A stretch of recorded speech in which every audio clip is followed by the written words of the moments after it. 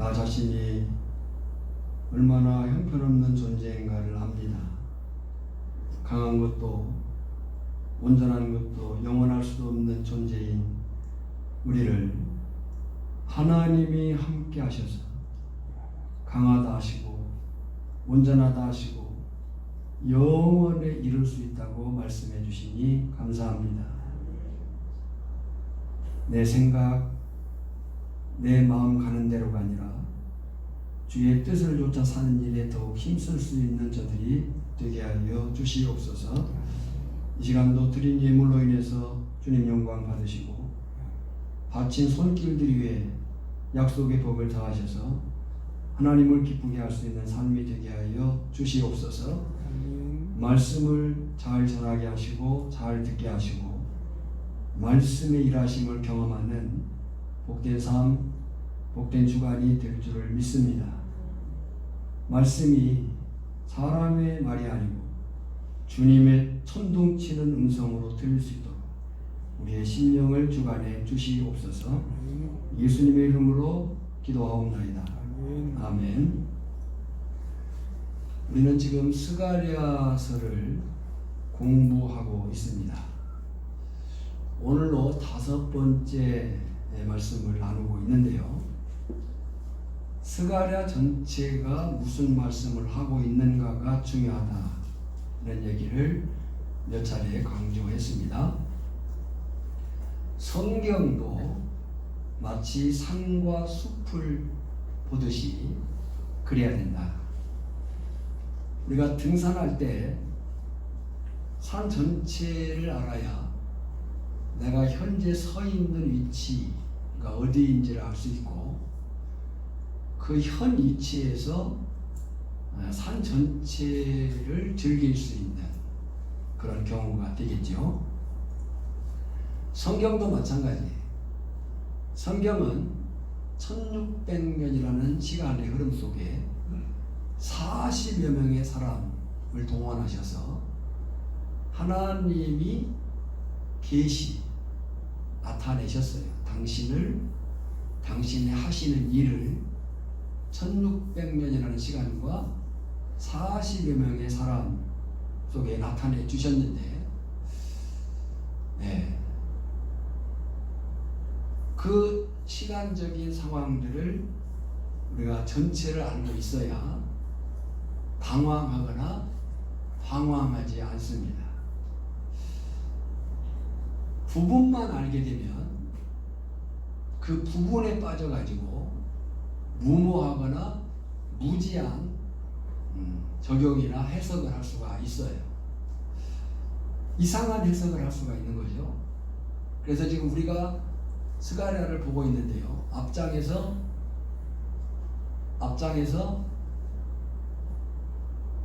스가랴의 위치를 그리고 그 다음 장에 스가랴의 위치를 그리고 그 다음 장에 스가랴의 위치가 어디에 있는가.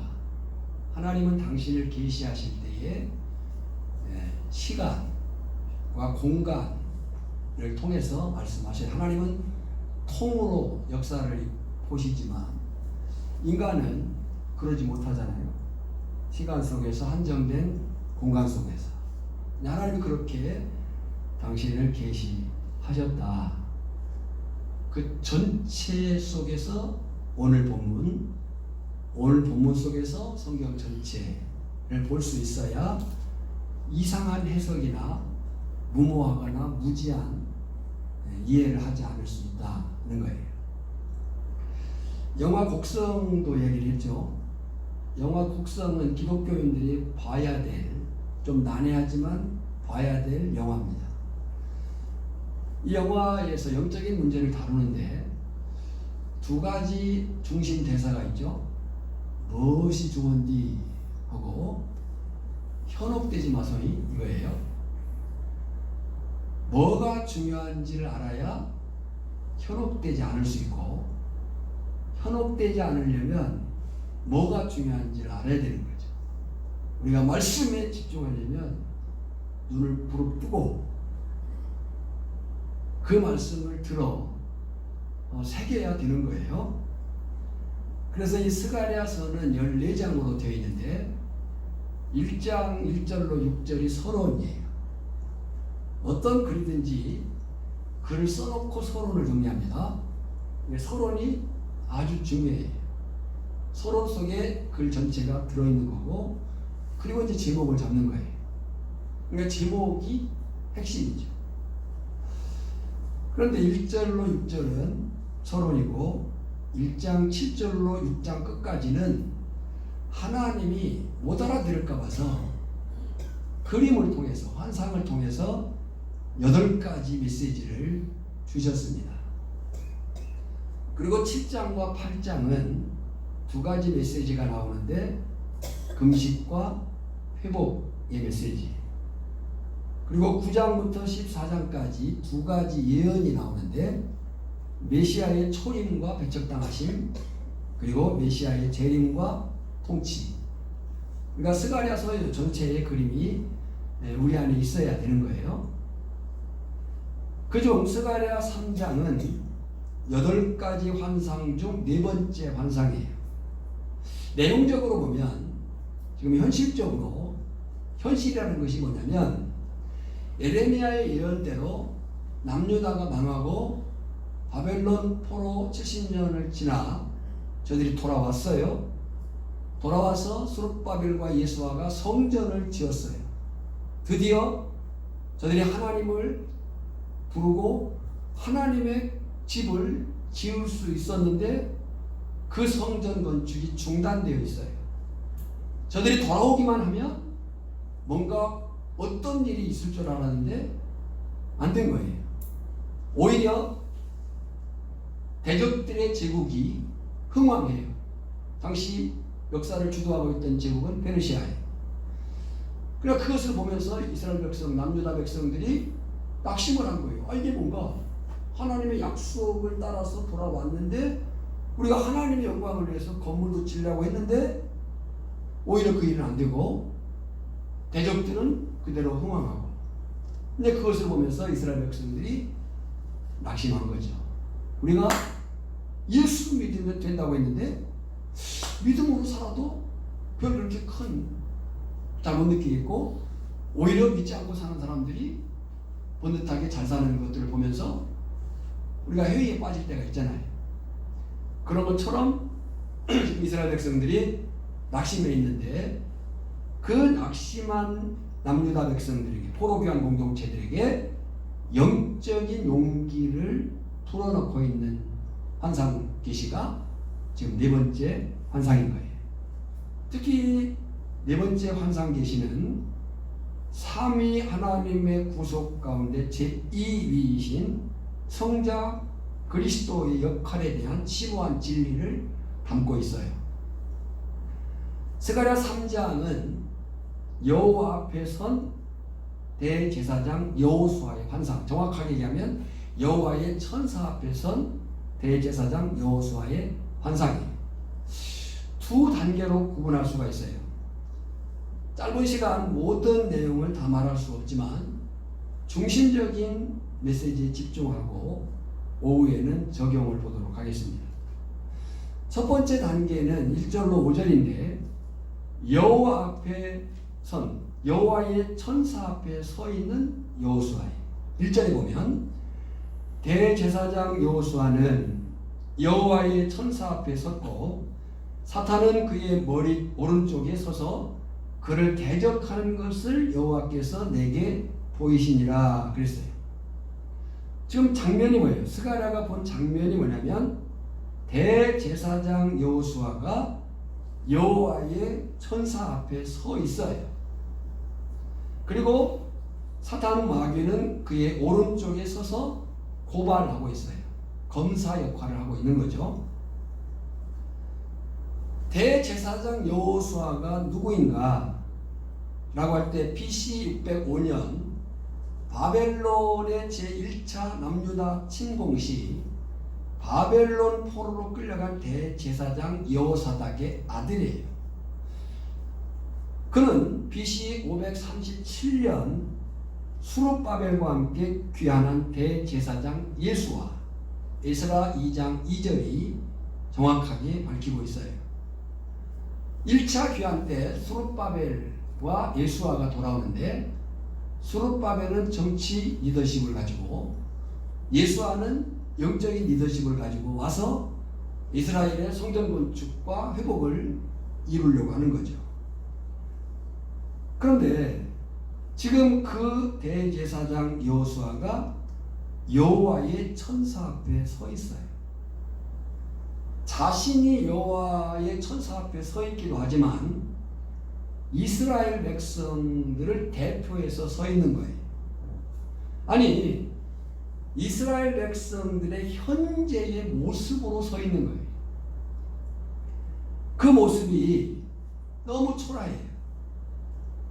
불에 그을린 나무, 부지깽이라고 지금 성경이 표현하고 있어요. 불에 그슬린 부지깽이 나무로 표현되어 있어요. 요즘에는 부지깽이도 그 쇠나 이런 걸로 잘 만들었는데 어릴 적 그 아궁이불 떼보셨죠? 나무 해가지고 이렇게 하다 보면 그 부지깽이가 타요. 그리고 이제 다 타면 몽당한 부지깽이가 돼서 버리고 다시. 근데 여기 이 그슬린 불에 그슬린 나무 부지깽이가 원어로 보면 타고 있어요. 그러니까 지금 대제사장 여호수아 남유다 백성들의 모습 그리고 오늘 우리의 모습이 불에 타고 있다고요.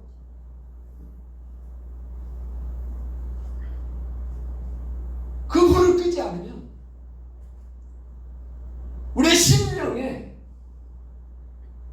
하나님의 말씀을 붙들려고 하는 그 사모함이 없으면 죽는 거예요.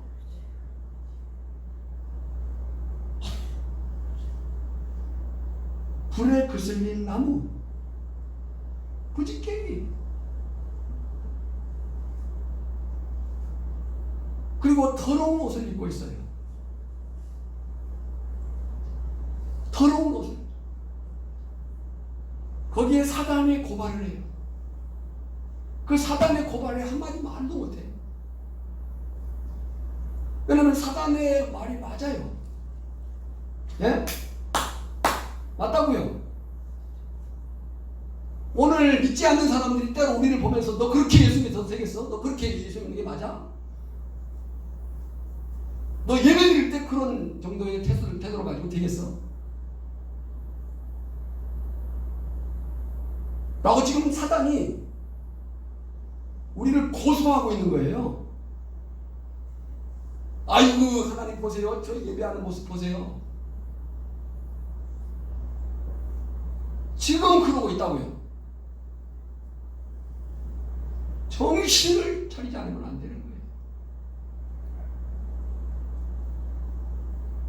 할 말이 없어요.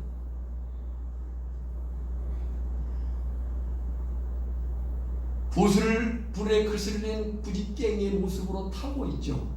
그대로 있으면 죽는 거예요. 없어지는 거예요. 더러운 옷을 입고 있어요. 처지가 그래요. 사단이 고발하고 있어요. 아이고 하나님 보십시오. 저 따입니다. 그런데 놀라운 것은 오히려 하나님은 사단을 혼내요. 이것이 은혜예요. 2절에 여호와께서 사탄에게 이르시되 여호와께서 너를 책망하노라. 너가 누구예요? 사탄이에요. 예루살렘을 택한 여호와께서 너를 책망한다.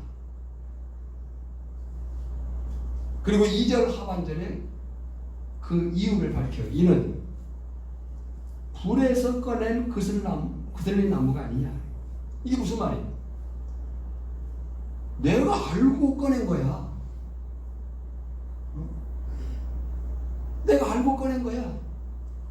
너보다 내가 더 잘 알아. 그 얘기.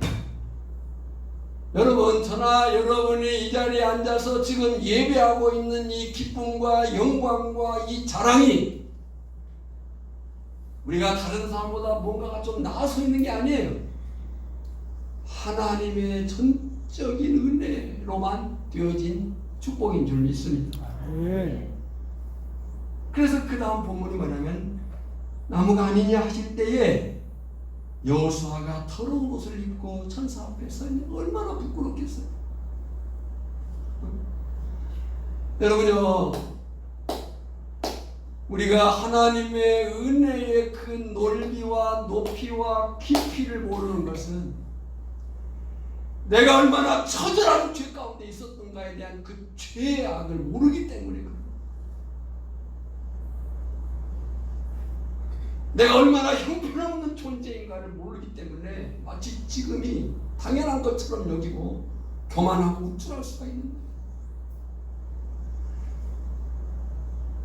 지금 사단의 고발 앞에 할 말이 없는 여호수아지만 하나님이 사단을 혼내셔요. 이 대제사장 여호수아가 얼마나 정말 부끄럽겠어요. 네? 대제사장 하면 어떤 사람입니까? 모든 백성의 죄를 짊어지고 하나님 앞에 나아가 중보함으로써 죄사함을 받아내야 될 사람들이에요. 오늘 그리스도인들이 누구냐? 내가 서 있는 자리가 어디냐를 아는 것이 중요한데 하나님과 세상 사이에 그리스도인된 저나 여러분이 제사장으로 서 있는 거예요. 왕 같은 제사장. 그래서 하나님을 세상에 보여야 되는 것입니다. 세상은 우리를 통해서 하나님을 보는 거예요. 우리가 보는 하나님, 하나님의 말씀은 성경이지만 불신자들이 보는 성경은 그리스도인들이에요.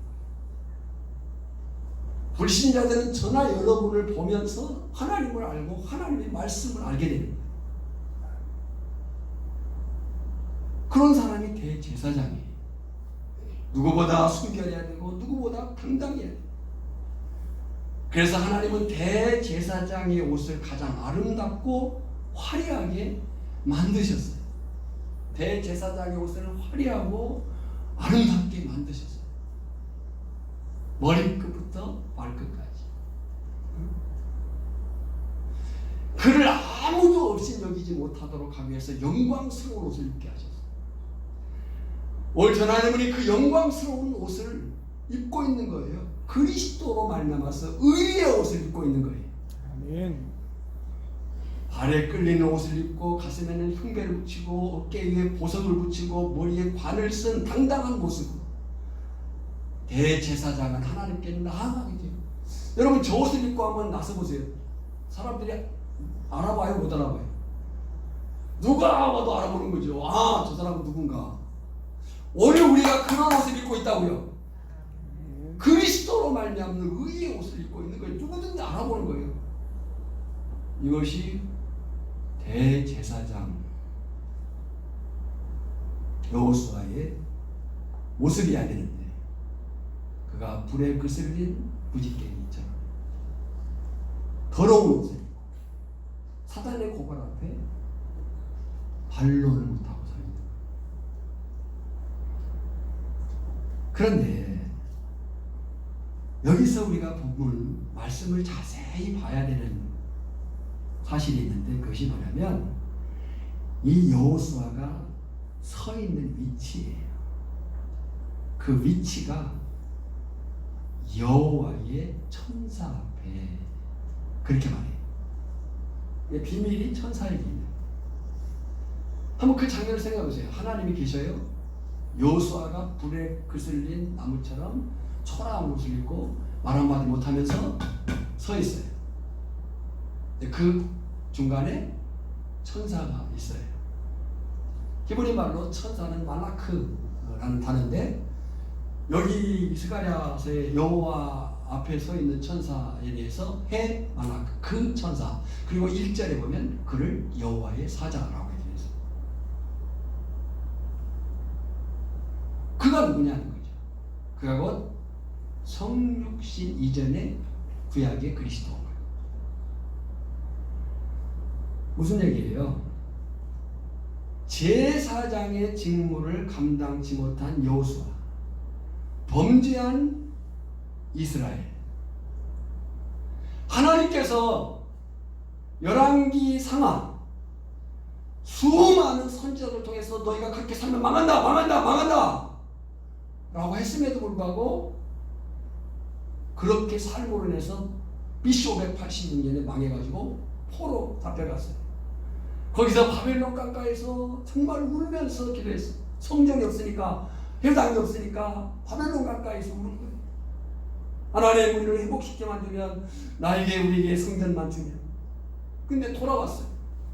근데 그 돌아온 모습이 여전히 저 가운데 있는 거예요. 그 모습.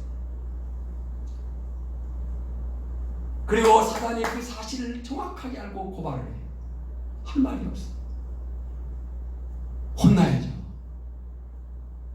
그런데 정작 혼나야 될 것은 대제사장 여호수아인데 하나님이 누구를 혼내키시냐면 사단을 꾸짖어요. 그리고 사단은 이에 대해서 아무런 한거를 못해요. 3절과 5절이에요. 2절이에요. 여호와께서 사탄에게 이르시되 사탄아, 여호와께서 너를 책망하노라. 예루살렘을 택한 여호와께서 너를 책망하노라. 네? 누가 혼나야 돼요? 원사님들? 네? 누가 혼나야 돼요? 여호수아가 혼나야 돼요. 근데 하나님 누구를 혼내요? 사탄을 혼내는 거죠. 더구나 더 나아가서 이 사탄이 아예 고소하지 못하도록 회복시켜버려요. 그것이 3절로 5절이에요. 여호수아가 더러운 옷을 입고 천사 앞에 서 있는지라. 여호와께서, 우리말 성경에 그렇게 되어 있는데 원문에 없어요.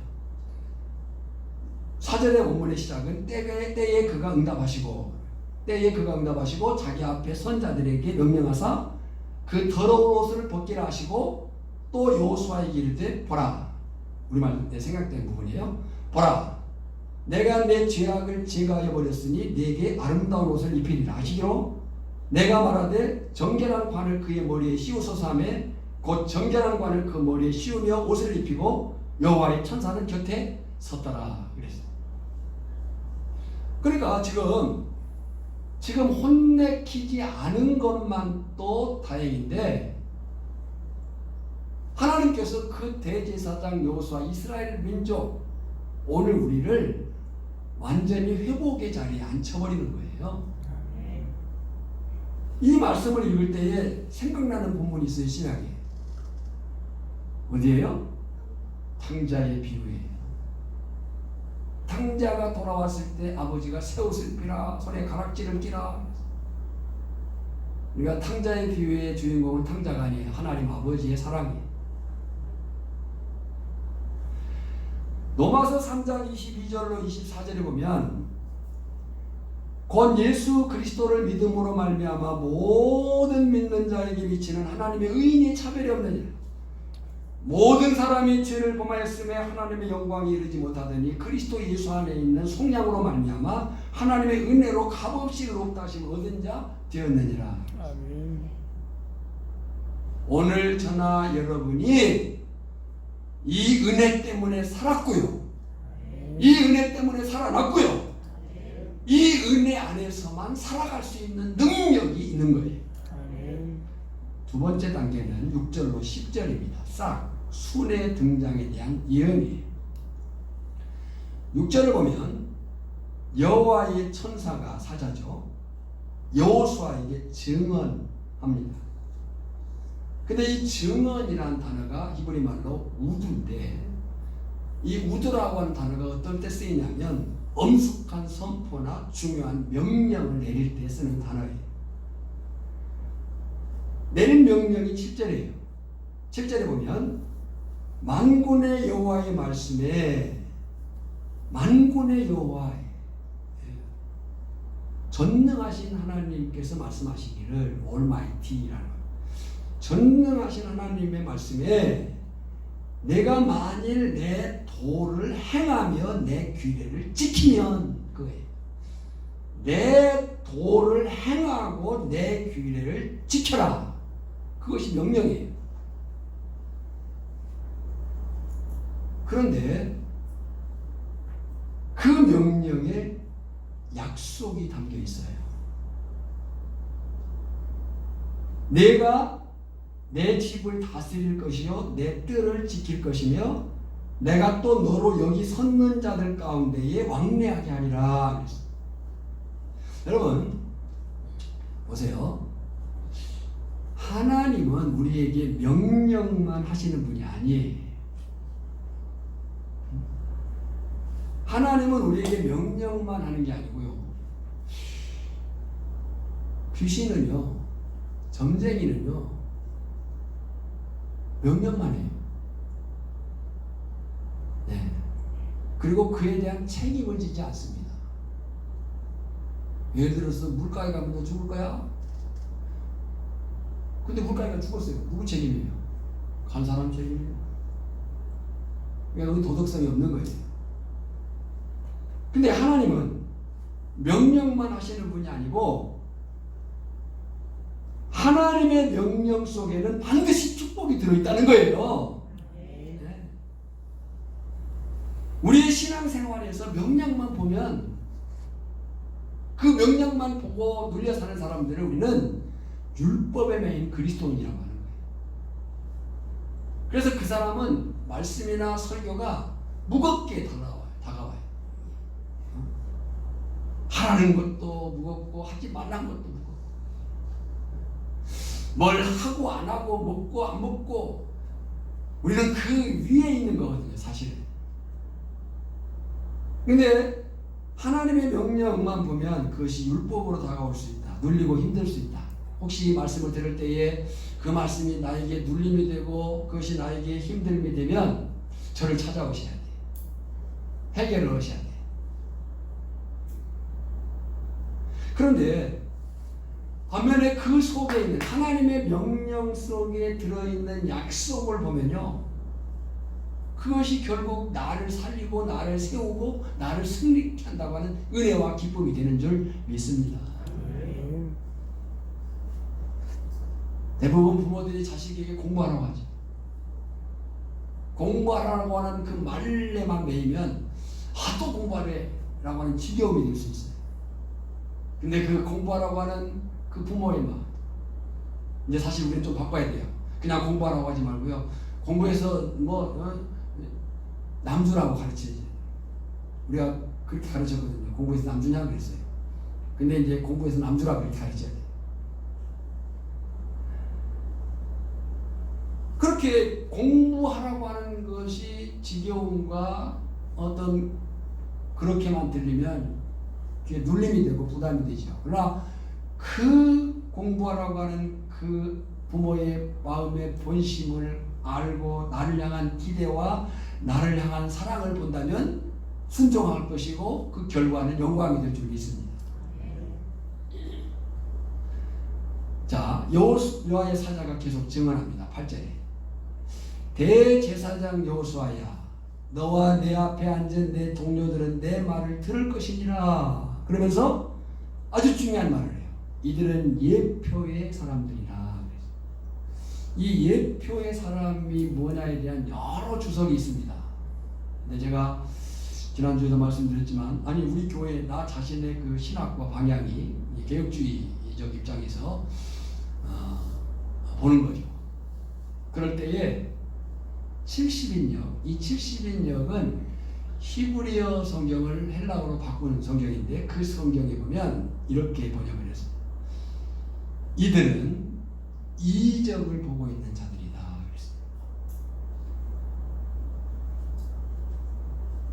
그 이적이 뭐예요? 그 이적이 내가 내 종 싹을 순을 나게 하리라. 이 순, 싹은 의심할 여지 없이 메시아를 가리키는 징호입니다. 에레미야 33장 15절로 16절에 보면 그날 그때에 내가 다윗에게서 한 공의로운 가지가 나게 하리니 그가 이 땅의 정의와 공의를 실행할 것이다. 그날에 유다가 구원을 받겠고 예루살렘이 완전히 살 것이며 이 성은 여호와는 우리의 의라는 이름을 얻으리라. 그리고 한 돌이 세워지는데 그 돌에는 7눈이 있어요. 만군의 여호와가 말하노라 9절에요. 내가 너 여호수아 앞에 세운 돌을 보라. 한 돌에 7눈이 있느니라. 내가 거기에 새길 것을 새기며 이 땅의 죄악을 하루에 제거하리라. 우리의 관심은 두 가지 단어가 관심인데, 하나는 한 돌이에요.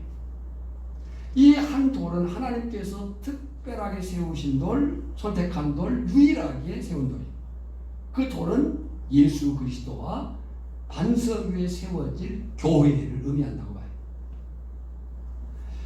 키프리아누스라고 하는 교부가 있습니다. 키프리아누스라고 하는 교부가 어떤 얘기를 했냐면, 교회를 어머니라 하지 않는 자는 하나님을 아버지라 할 수 없다 그랬어요.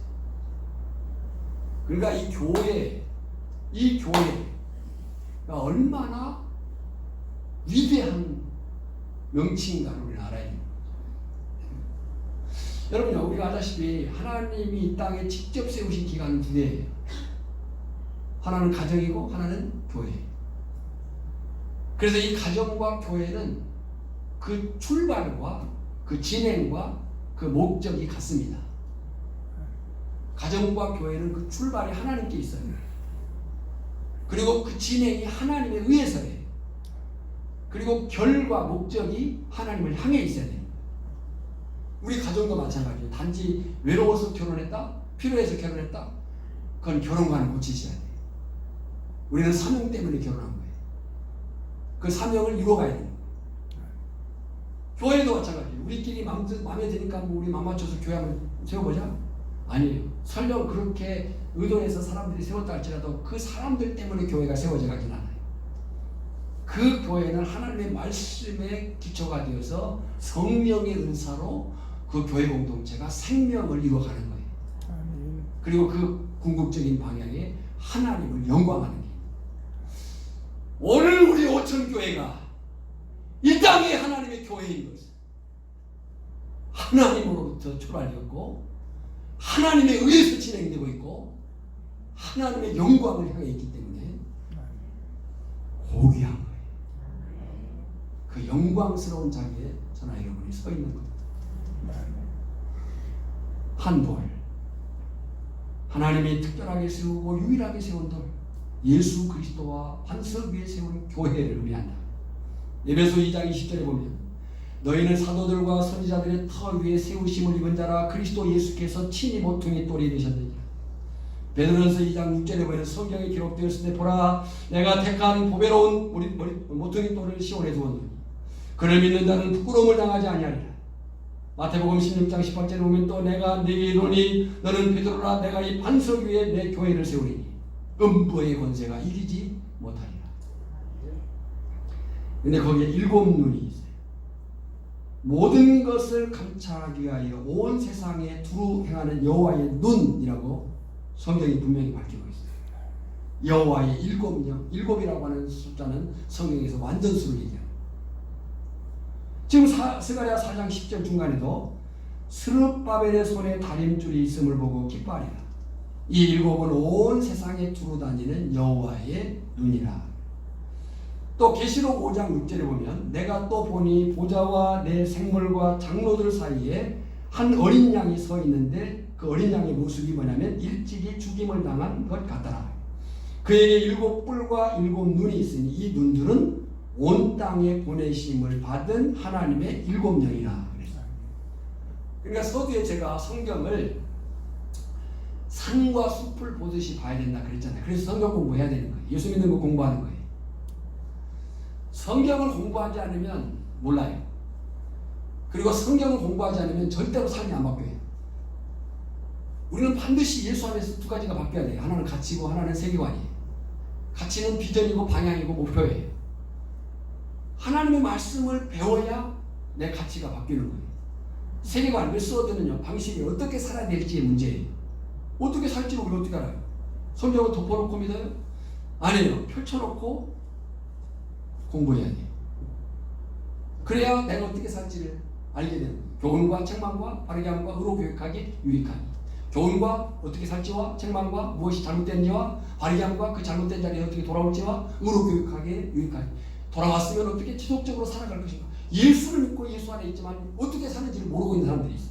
그러니까 그냥 교회만 다니고 성경만 가지고 다니는 것이지 실제적으로 어떻게 살지를 모르는 거예요. 예배를 드리는데 그 예배 속에서 기쁨과 감격을 잃어버리는 거예요.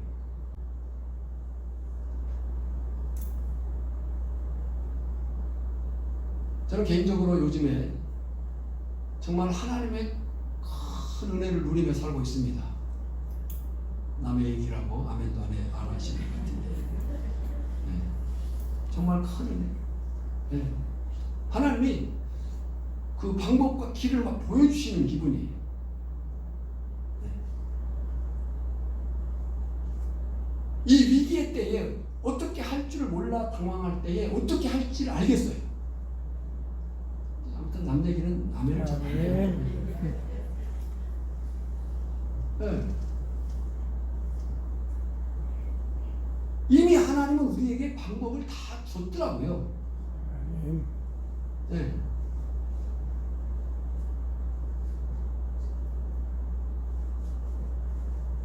분명히 성경이 약속한 사실은 그대로 이루어지는 줄 믿습니다. 이사야에서 말한 것처럼 우리의 귓가에 귀 뒤에 이것이 길이다, 이것이 정로다, 이것이 바른 길이니라고 말씀한다고 했어요. 그런 성경을 공부해야 됩니다. 공부하셔야 돼요. 덮어놓고 안 돼요.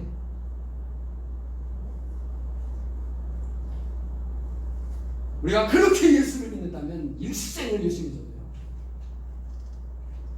주의 은혜의 보좌 앞에 깊이 나아갈 수가 없는 그냥 수박 걷다가 가는 것.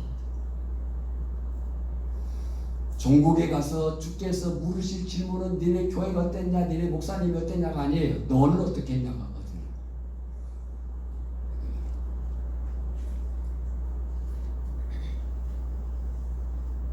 이 모든 사실에 대한 마무리가 10절이에요. 10절에 보면 만군의 여호와가 말하노라 그날에 너희가 각각 포도나무와 무화과나무 아래로 서로 초대하리라 하셨느니라.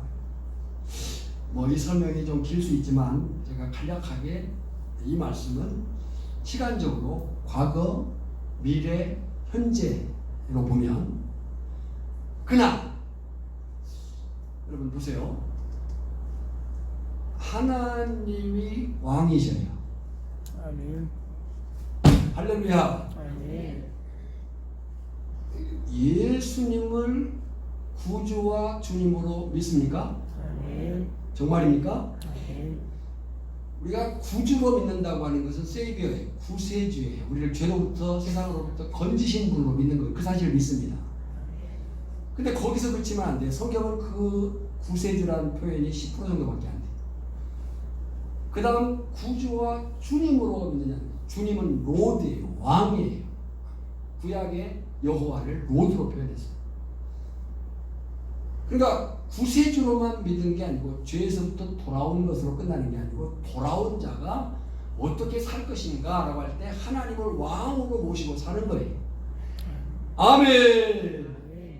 하나님을 왕으로.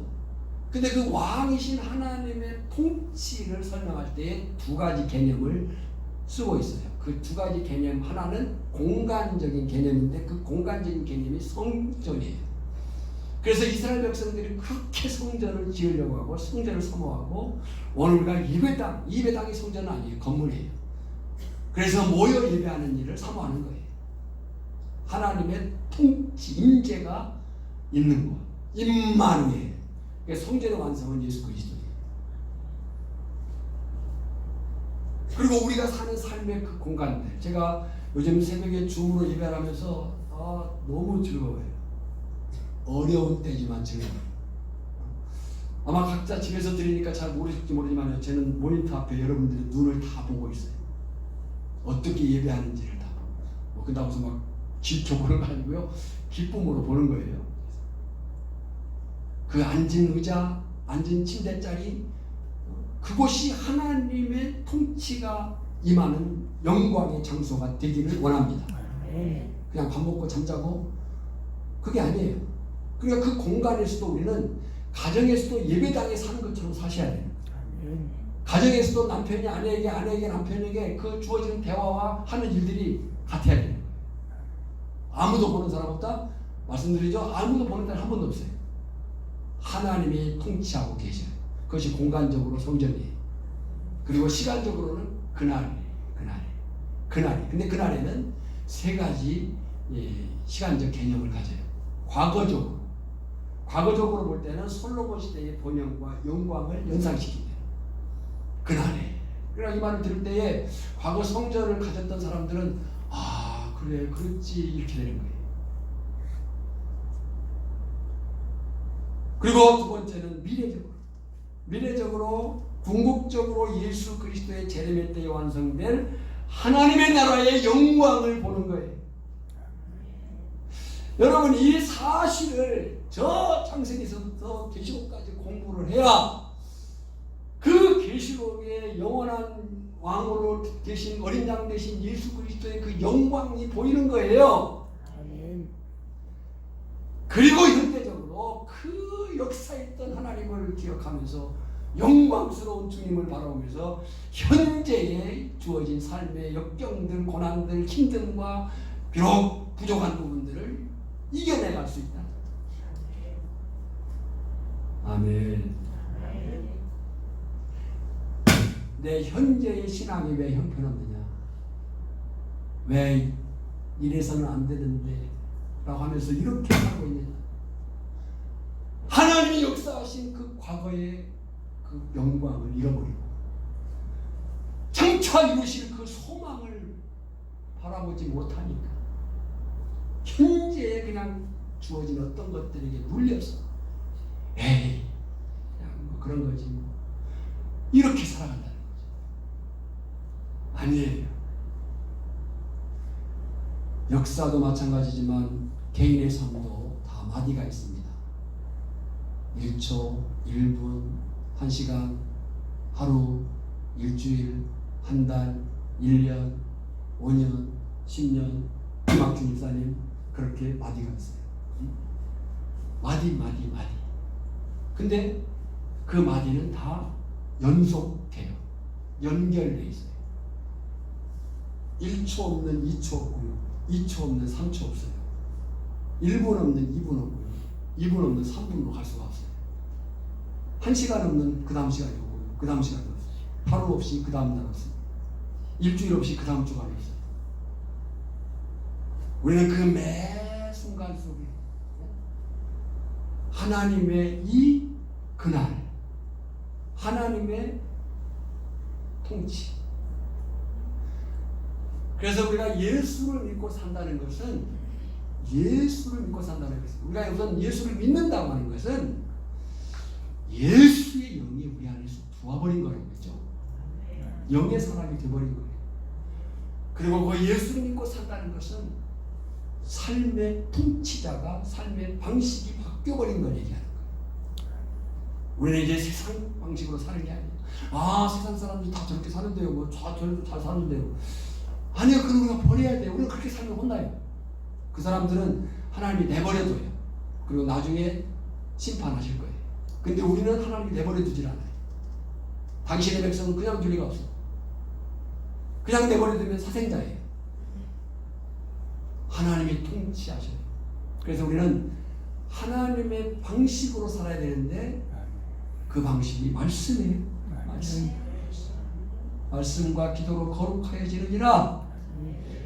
그래서 매일 이 말씀을 붙들고 씨름을 해야 되는 거예요. 저는 우리 교회가 우리 오천교회 성도 한 사람 한 사람이 말씀의 사람으로 성경의 사람으로 세워지기를 원합니다. 현재적으로 그렇다. 그래야 영적인 삶의 실제, 과거의 영광, 미래의 그 창차에 임할 그리스도의 그 승리, 오늘을 살아낼 수 있는 싸움의 담대함. 그러면 이 여호와의 천사 앞에 선 대제사장 여호수아의 환상이 오늘 우리에게 주는 구체적인 메시지가 세 가지로 정리를 해봤는데, 첫째는 아무리 선하게 보이는 사람이라 할지라도 하나님 앞에서는 모두가 죄인, 본질상 진노의 자녀일 뿐이다. 로마서 3장 23절이죠. 모든 사람이 죄를 범하였으면 하나님의 영광에 이르지 못하더니. 에베소 2장 2절로 3절이죠. 그때 너희는 그 가운데 생하여 이 세상 풍조를 따르고 공중의 권세 잡은 자를 따랐으니 곧 지금 불순종의 아들들 가운데서 역사하는 영이라. 전에 우리도 그 가운데서 우리 육체 욕심을 따라 지내며 육체와 마음에 원하는 것을 하여 다른 이들과 같이 본질상 진노의 자녀였다니. 여러분, 이것이 과거 우리 형편이었고 지금 예수 밖에 있는 사람들의 처지고 시급히 우리가 전도해야 될 이유예요. 지금이 그때다. 두 번째 메시지는 그 어떤 악한 죄인이라 할지라도 오직 하나님의 은혜만 있으면 단번에 죄 용서함을 받을 수 있다 하는 거예요. 단번에. 히브리서를 보면, 히브리서는 구약의 신약의 레위기라고 하죠. 히브리서를 보면 예수님의 십자가에서의 죽으심이 단번에 드린 희생제사라고 얘기하는 거예요. 여기서 단번은 소수가 아니에요. 하나, 둘, 셋 하는 소수가 아니고요. 한 방이에요. 한 방에. 오늘 우리의 부족과 연약과 넘어짐은 예수 그리스도의 십자가의 능력이 없어서가 아니고 능력이 부족해서가 아니라 그 십자가의 능력을 붙잡고 사는 우리의 믿음이 약해서라는 거예요.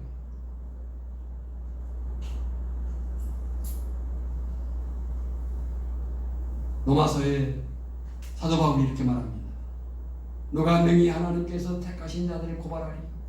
의롭다 하신 이는 하나님이시니 누가 정죄 죽으실 뿐 아니라 다시 살아나신 이는 그리스도 예수시니 그는 하나님 우편에 계신 자의 우리를 위하여 간구하시는 자시니 누가 우리를 그리스도의 사랑에서 끊으리요. 환난이나 곤고나 박해나 기근이나 적신이나 위험이나 칼이냐. 오늘 예배하는 저나 여러분에게 이 감동과 감격과 기쁨과 그 승리를 바라보는 영광이 있기를 소망합니다. 종종에 보면 예배를 견디는 사람들이 있어요. 예배 한 시간을 견디고 있어요. 불쌍해요. 그건 태도가 중요한 거예요. 여러분요, 태도에서 수준이 나오는 거예요. 태도를 잘못 가지면 수준이 결정되는 거예요. 예배 태도를 바르게 하세요.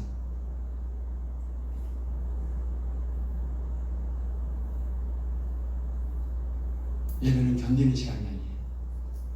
영광을 누리는 시간이에요. 영광을 누리는 시간이에요. 설교자의 제일 참 좋은 자신이에요. 저는 저에게 있어서 설교하고 있는 거예요. 예배의 영광을 누려라. 세 번째는 그런 무조건적인 사죄의 은총은 오직 예수 그리스도를 믿는 자에게만 베풀어진다.